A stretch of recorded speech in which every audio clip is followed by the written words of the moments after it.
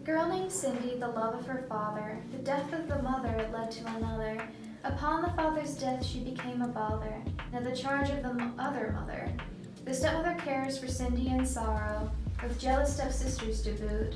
As the start of the story was borrowed, the rest must take a different route. A flash in time to a day quite jolly, as the family rushes without much time in preparation of a bit of folly. Readying themselves for a ball thrown by a prince, despite its connection to the disappearance of women all over. The stepsisters rushing for a kind of love that produces from Cindi a wince. Cindi agrees to go as she is a bit of a pushover. At the ball, Cindi catches the eye of all in the room. But with them, all she wants to do is say goodbye. Before she can, the prince barges in, providing an air of doom. Although Cindi sees the appeal, the prince's attitude is much too harsh, as though he expects all to heal. Cindi would rather walk through a marsh. The ball is drab, and Cindi loses sight of her kin. Lost in looking, she is brought back with a grab. Seeing the prince looking down, it seems he's had some gin. They get lost in talking, seems he's not so bad. At 12, however, it is him that is walking back to his pad. Cindi returns home for lack of company, only to find her stepsisters absent, while her stepmother is there crying abundantly.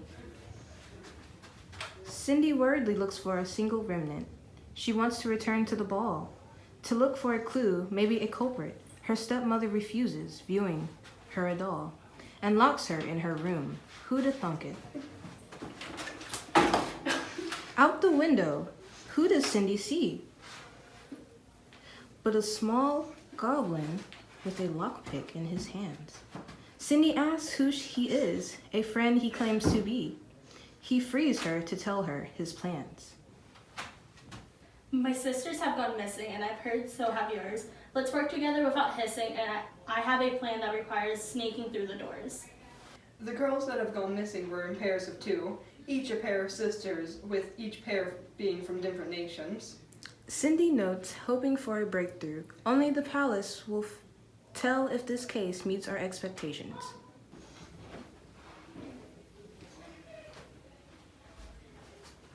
At the castle, guards are on watch. As this is fiction, they are all idiots.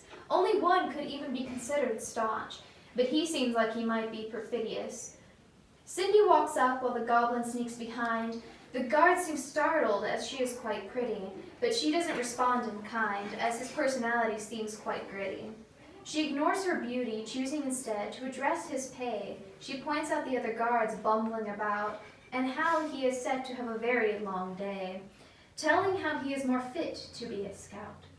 He asks her what her business here is. She asks for a way in and a weapon to protect. Looking very open to assist, he gives her a bundle of his. He lets her in with the goblin following behind, both ready to inspect. They search around, checking every room and drawer. Lucky for them, the prince is expected to be out and about. As they turned up nothing, Cindi recalled a story about a hidden door. She went to the room looking for a while before finding a hideout.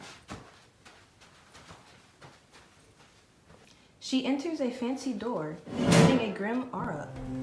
Her eyes find a deep mutated sea of dismembered bodies. She looks around, then tips her fedora. As she senses her stepsisters drowning and throbbing, their bodies entangled in a creation of the living but dead, that mass of what were women now spurted with maggots from within. Their sighs of agony and grief filled Cindy's head as she saw in the corner the prince amid this mass of skin. She trembled to the ground as she was full of fright, as his empty, cold, and blue eyes pierced her heart. She had been tricked into believing him a delight, but here he stood with a knife, leaving her wanting to dart. With the fear, she was angry. She looked up at him and said, My dear prince, I desire to join you. within her a fire that made her hungry. She got on her feet and sashayed towards him, he believing her true. She came so close that she felt his power. She glared into his eyes and caressed his face. A Upon her touch, he began to cower, as he felt a kindling of justice in its wake. Behold, the prince is dead, as she startled him with a kiss. The explosion of his head, the dead mass of women dared not miss. An act of empowerment, one that made her queen. She did not desire retirement, for she was better than could be foreseen.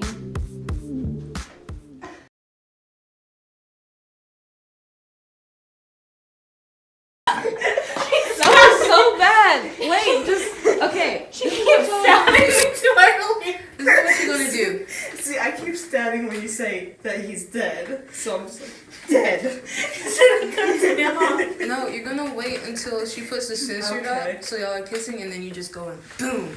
You should make it really exaggerated. Make your clothes. I'm doing this dark, Yeah, that could work. Just make your cloak just slide off, and then boom. this dark, gory scene before the end of this very cartoony death. It was only... Oh my gosh, it's still rolling.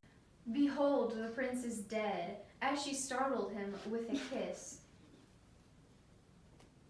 Come on, timing. A story about a hidden door. She went to the room looking for a while before finding a hideout. Sisters have gone missing, and oh no.